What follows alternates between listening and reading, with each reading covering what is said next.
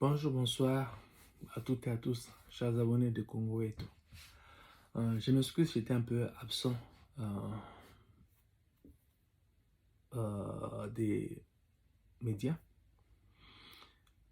suite au fait que j'ai été un peu euh, très occupé.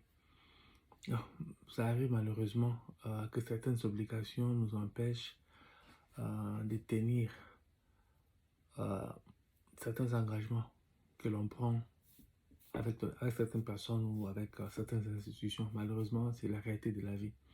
Alors, je retourne aujourd'hui avec la série d'émissions. Aujourd'hui, nous allons parler du Congo. Nous allons parler de la rénovation de l'hôpital général, ex-hôpital Mama Imo. Chers amis, vous savez, euh, pour développer un pays, il faut investir dans l'homme, puisque l'homme fait tout. C'est l'homme qui défend un pays à travers les services militaires, services de sécurité. C'est l'homme qui construit les infrastructures, c'est l'homme qui enseigne, c'est l'homme qui traite les malades, c'est l'homme qui fait l'agriculture, c'est l'homme qui fait tout. Donc il faut investir dans l'homme, il faut mettre l'homme dans de bonnes conditions pour qu'il produise le meilleur de soi et ainsi développer un pays. Alors, pour ce faire, il faudrait d'abord s'assurer que l'homme est nourri. Par homme, je parle de homme avec grand H, donc homme tout comme femme. Il faut s'assurer que l'homme est nourri. Il faut s'assurer que l'homme est en bonne santé. Il faut l'éduquer. Et puis, il faut l'employer pour qu'il participe à la production euh, dans l'économie d'un pays, qu'il participe à la construction, au développement d'un pays. Pour ce qui est de nourrir l'homme, eh bien, au Congo, il y a beaucoup de projets agricoles qui sont en cours, notamment avec les services nationaux.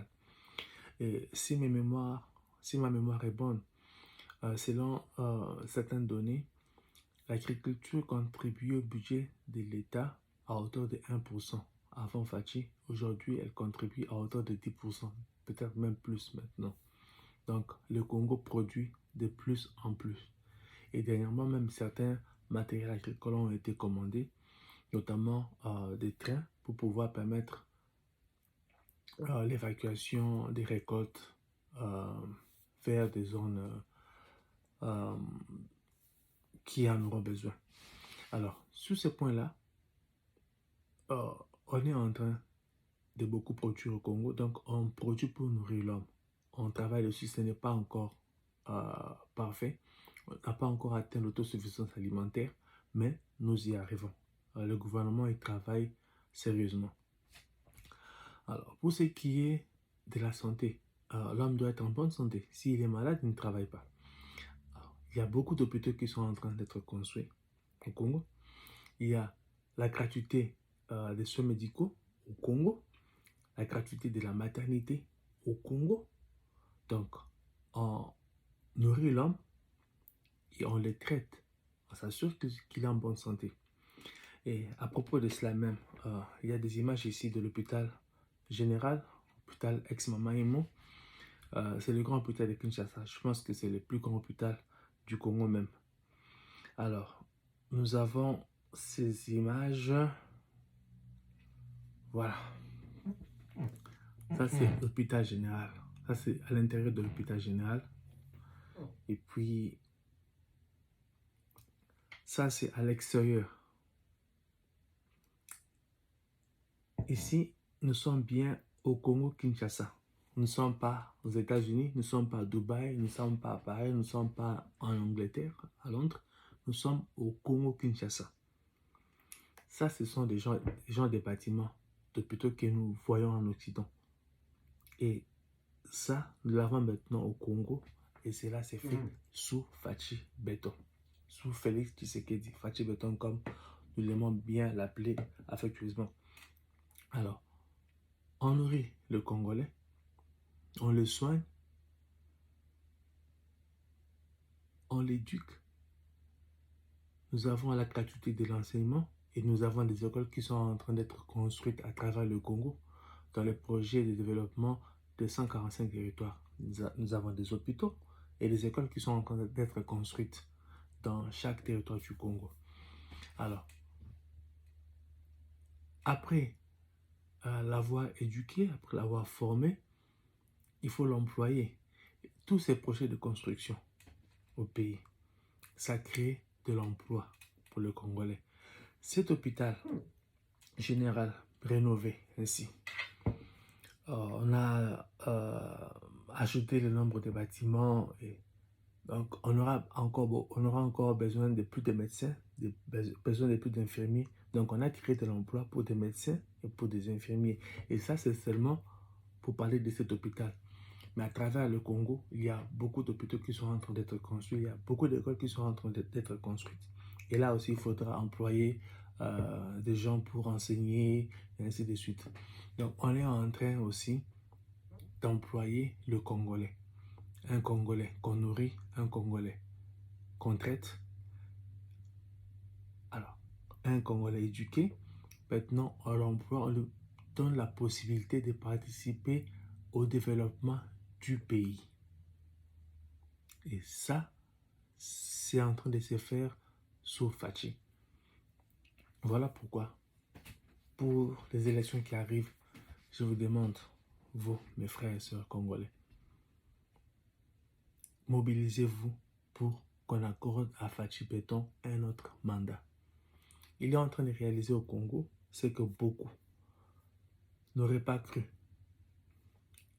pouvoir être réalisé en ces moments, c'est que beaucoup des dirigeants africains ne font pas pour leur pays, c'est que beaucoup de dirigeants du monde ne font pas pour leur pays. Soutenons-le et imaginons encore 5 ans plus tard ce qu'il aura réalisé. Pour parler des élections, je vais un peu chuter dessus. Alors, M. Martin Fayulu ne veut pas participer aux élections, selon des nouvelles que j'ai reçues. Ces raisons, c'est qu'il faudrait auditer les fichiers électoraux par un organisme extérieur.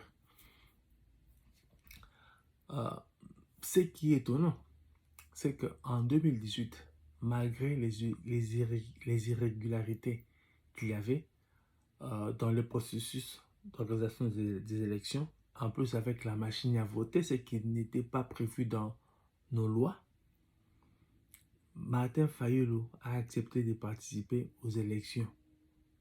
Et c'est là pourquoi. Parce que il y avait d'autres leaders qui soutenaient sa candidature. Donc il était là devant et eux étaient derrière. Et il avait aimé être dans cette position. Et maintenant que Lamuka s'est presque disloqué,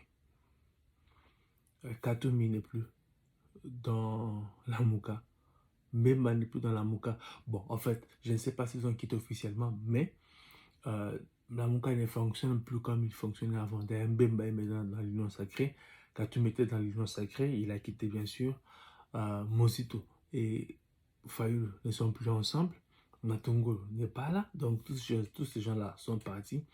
Alors, Fayulu n'a plus de leaders qui peuvent encore les propulser comme ils l'ont fait en 2018.